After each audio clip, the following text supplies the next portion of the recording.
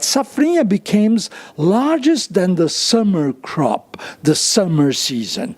Then we will expect to produce something over 75 million tons of corn, and this corn will come to the market exactly at the moment we need to feed our animal production.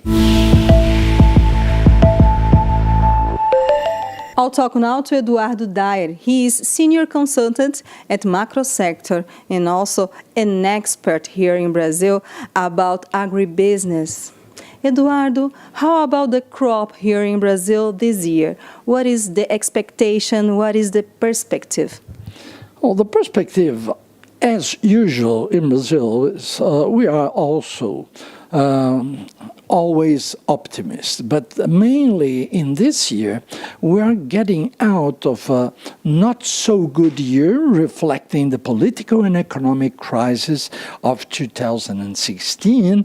But coming to this year, we are fixing and we are looking with a very good perspective, talking about the annual crops. Soybean will overpass probably 100 million tons of harvest. That is a huge amount.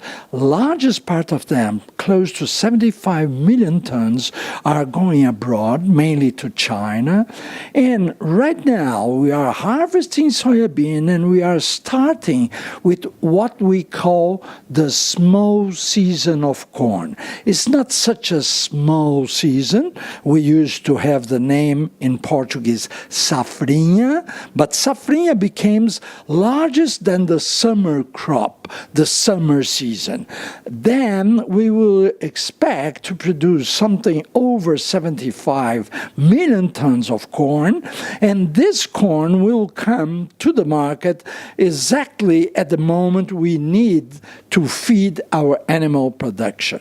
We have to remember, and we already talked about that corn in Brazil is quite different from the corn that you, for instance, have in Mexico. They eat corn, and even in USA, when they are using corn to produce ethanol, we are using 70 to 75% of our corn goes straight to the poultry, chickens and pigs. So we use corn to feed our animals and not to trade. But this year, again, we are supposed to export corn. So from this 75 million tons, probably half of them are going outside the country. And this is very nice because we are increasing the income of the farmers with these two annual crops. Other two crops we have to consider when we talk about Brazil, and mainly the people from abroad sometimes doesn't understand the importance of the sugar cane in Brazil.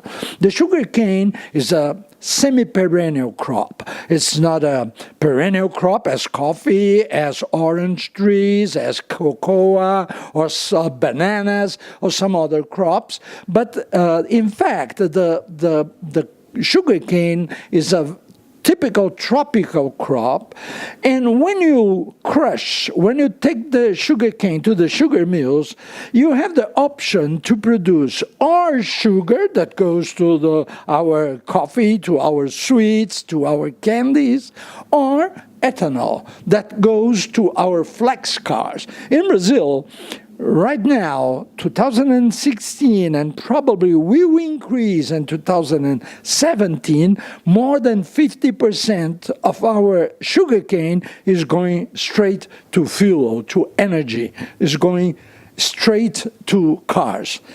What about the coffee and its rising price? Okay, coffee is changing a little bit the traditional coffee production and consumption in Brazil. Brazil is by far #1 exporting coffee since centuries, but in fact the consumption in Brazil increases. We take what we call cafezinho, small cups of coffee, strong coffee. We compete with Colombia and some other countries that produces coffee. But in coffee, what's going on right now, and everybody will understand me, is that the coffee, the last 8 or 10 years, they became in capsule. They became what the Nestle people call Nespresso. So Nespresso is an unbelievable change, not just in the way you choose your coffee, because today, when you go to a store to buy your coffee concentrate capsule, you have 25 different options, and we will increase this number. And side by side with that, the people are becoming experts in coffee. So you have people discussing what is the season of this coffee, where is the region coming with this kind of coffee. So this is take us to a skimming the market process, so we are paying more for the coffee. This bag goes to the seashore, goes to probably to Germany or to some place in Europe.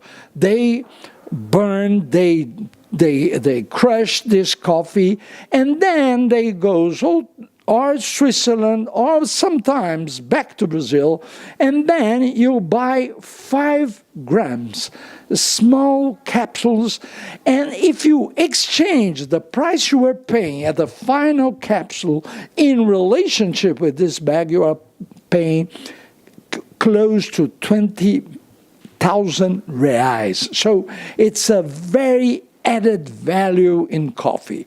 So that is making coffee prices growing very heavily, and also the production is inputting more technology in this kind of production. Eduardo, here in Brazil, how agribusiness is dealing with the foreign exchange? This is, we have some problems in agribusiness all over the world. The first completely out of order problem is the climate. The climate is changing, we know that by far. If you go today at the streets in Sao Paulo, you will see so beautiful trees with plenty of color flowers that they call Quaresmeiras. Quaresmeiras, you know and I know, means a period of the year 45 days after Carnival. And we are now 30 days before Carnival, and all these trees are blooming at the moment. So what I'm saying is the climate is a problem we have to deal when you are seeding, and mainly nowadays we are taking care because a lot of rain in the harvesting season is also a big problem. But besides climate, the exchange rate, that is our main question, is a deep problem to the farmers and to our industry, the input industry in Brazil. When I say input, I'm talking about limestone, seeds, I'm talking about tractors, I'm talking about fertilizer, crop protection, because as you depend a lot from outside sources, outside raw material, for instance, potash. We import 95% of our consumption of potash in Brazil, coming mainly from Canada, and last year, for the first time, came in more from Russia than Canada. So what happens is when the exchange rate goes too high, for instance, R$4 each dollar, you are paying locally more to have the same amount of product.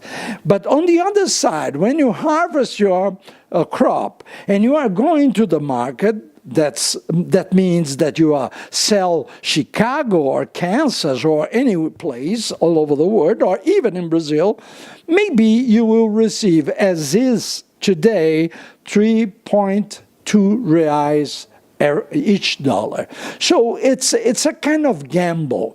I'm not talking against exchange rate. We will always leave that all over the world. But what I'm talking is the volatility of this exchange rate makes very uncertain the scenario of plant and harvest after 3 months, sometimes after years. And so what we try to figure and try to make the farmers understand that this is not a gamble. You are supposed to run your business, and in order to make a hedge, it's better go to Chicago and sell in advance, because you will harvest, and by far you can make money, or in the money market or in the farmer's market. Eduardo, what do you think about recording a second part of this interview, talking basically about business in agriculture here in Brazil and the foreign company, new companies coming here to the country? Oh, I think it's a must, because we are facing merger and acquisition all over the world. Okay. So don't lose the second part of this interview. Luciane Miranda to Dukascopy TV.